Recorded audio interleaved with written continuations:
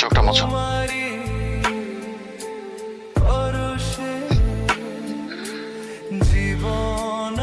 এখন 6 দিন সময় আছে। 6 দিনে অনেক কিছু করা সম্ভব। কিচ্ছু সম্ভব না। বাবা তার কথার বাইরে যাবে না। আমি আমার বাবাকে চিনি। বাবা যেটা বলেছে সেটাই হবে। বাবাকে কিছুতেই বোঝানো যাবে না।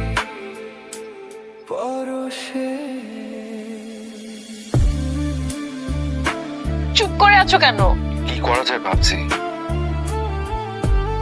চলো আমরা নিজেরা বিয়ে করে ফেলি।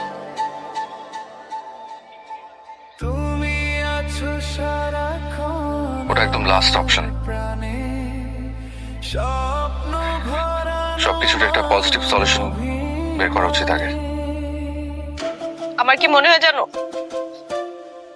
তুমি চাচ্ছ আমার বিয়েটা হয়ে যাক। প্লিজ উল্টাপাল্টা কথা বলো না।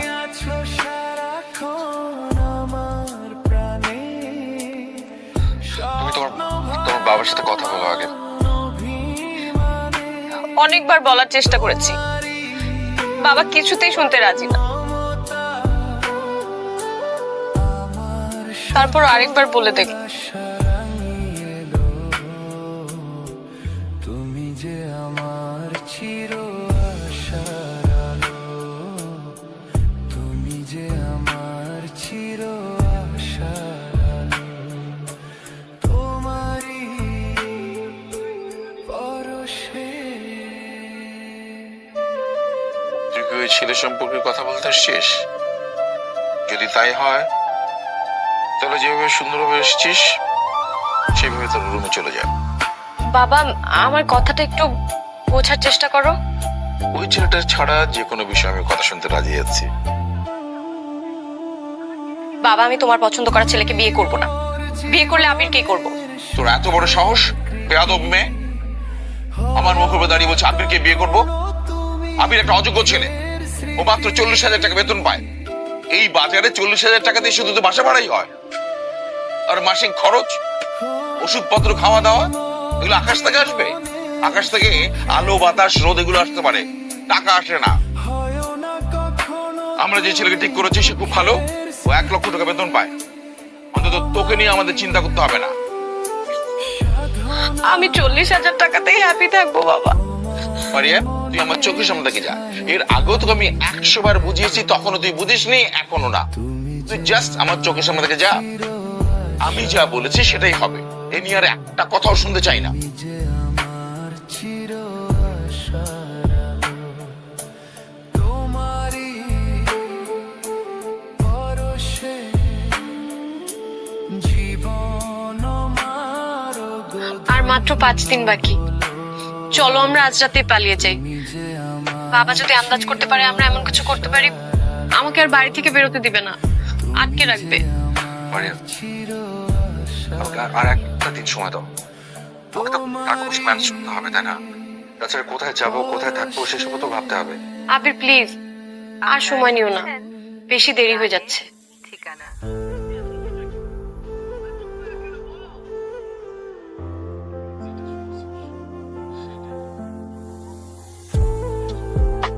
তাহলে আজ রাতে 8 নম্বর সেক্টরে আমি একটা গাড়ি নিয়ে অপেক্ষা করবো। তুমি বের হওয়ার আগে আমাকে কল দিও, ওকে? হুম। লিখেছি আমার মনের কবিতা, মনে জমা যত গোপন কথা। কাল আমরা বিয়ে করবো। আমার মনের খুশি তুমি? কবিতা, মনে জমা যত তাহলে চুপচাপ কেন? গোপন কথা। বাবা মার জন্য খুব টেনশন হচ্ছে। ভালোবাসি দিয়েছি এটা জানতে পারলে ওরা দুজনে অসুস্থ হয়ে যাবে। যদি কিছু হয়ে যায়? সবকিছু একসাথে মাথায় নিলে কিচ্ছু হবে না। হয় তুমি পালানোর চিন্তা ছাড়ো, নাহলে বাবা মার চিন্তা। বলোনি তুমি যা মুখের কথা। চলো তোমাকে নামিয়ে দিয়ে ব্যাংকে যেতে হবে। কথা চোখের পাতায়, আমাকে তুমি ভালোবেসে দিয়েছো জানি তোমারে মন। হি হে হি লা লা লা লা লা লা লা লা লা। ভাই আপনি সামনে ডানে রাখেন।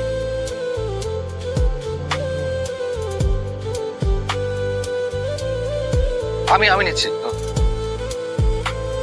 এটা আমার।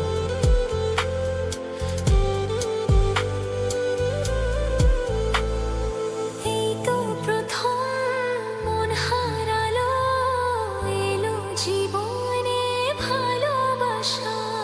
তোমার চোখে লেখা আছে তোমার মনের সেই গোপন ভাষা।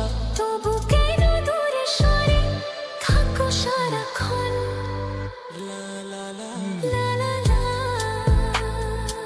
লিখেছি গাড়িটা সামনে রাখ। আমার মনের কবিতা, মনে যাওয়া যত গোপন কথা। তোমায় আমি আমরা এখানে কেন আসলাম? ভালোবাসি, দিয়েছি তোমার বাসার সামনে অ্যাম্বুলেন্স কেন?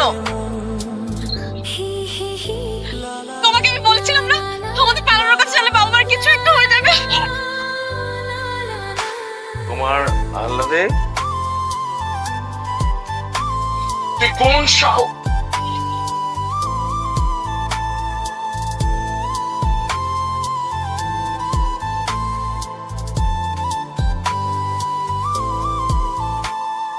তোমার মাঝে আজ নিজেকে খুঁজে পেলাম যেন নতুন করে।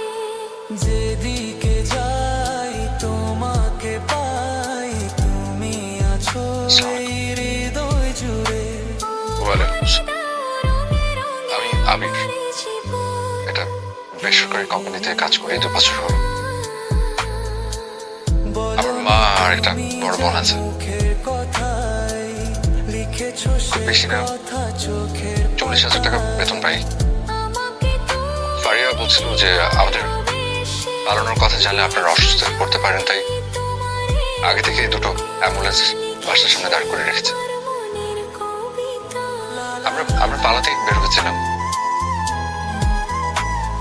হঠাৎ মনে হলো যে যাওয়া যত গোপন কথা। আচ্ছা উচিত হচ্ছে না। তোমায় আমি মনে হলো ভালোবাসি। একটা সময় তো আপনারা ঠিকই মেনে নেবেন, আমারে মন 1 বছর মানবেন না, 2 বছর মানবেন না, কিন্তু যখন জানতে পারবেন যে ফারিয়া মা হতে যাচ্ছে তখন তো ঠিকই মেনে নেবেন। এমন তো হয়, আমি তো অনেক শুনেছি, দেখেছি। তাহলে ক্ষতিটা কি হবে? ক্ষতিটা কার হবে? ক্ষতি হবে আপনাদের। আপনারা সবার কাছে ছোট হয়ে যাবেন। তাই ভাবলাম আপনাদের এত বড় ক্ষতি না করে বরং মুখোমুখি দাঁড়াই। ফারিয়ার কাছে শুনেছি যার সাথে বিয়ে হওয়ার কথা হচ্ছিল ওনার বয়স বোধ হয় 33-35, অনেক বেতন পান 1 লাখ টাকা। আমার বয়স 28। আমার মনে হয় আমিও যখন আমার 33-35 বছরে আমিও 1 লাখ টাকা বেতন পাবো ইনশাল্লাহ। শুধু এই এতটুকুর জন্য আমার ভালোবাসার মানুষটা আমি হারাবো বলো? একটা সময় আপনিও নিশ্চয় অনেক অল্প বেতন পেতেন। হুট করে তো কারো এত বড় বাড়ি গাড়ি হয়ে যায় না, সময় লাগে। প্লিজ আমার কথা বেয়াদবি নেবেন না। আমি আপনাদেরকে কষ্ট দিতে চাইনি। যাই হোক, এতক্ষণ তো কথা বলছিলাম যোগ্যতা অযোগ্যতা ভালো মন্দ নিয়ে। এবার শেষ কথাটা বলি, ফারিয়ার সাথে যার বিয়ে হবে সে তাকে ভালোবাসবে, আমি জানি। ফারিয়াও মেনে নেওয়ার চেষ্টা করবে, সেটাও আমি জানি। কিন্তু ওর মনের কোথাও না কোথাও একটা আমি থেকে যাব। কোনো না কোনো মুহূর্তে একটু হলেও আমাকে মিস করবে। ছোট্ট একটা জীবন, এই জীবন কি এমন হওয়া উচিত বলুন?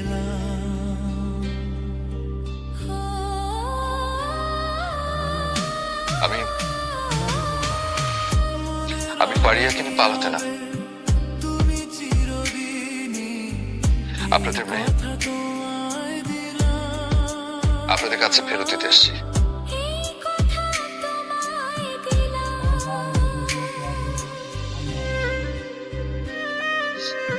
আসুন।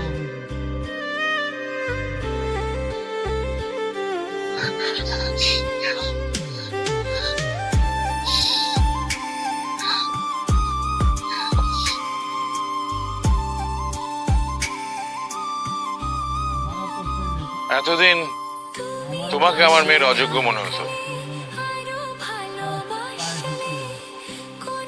আজ আমার মেয়েকে তোমার অযোগ্য মনে হচ্ছে।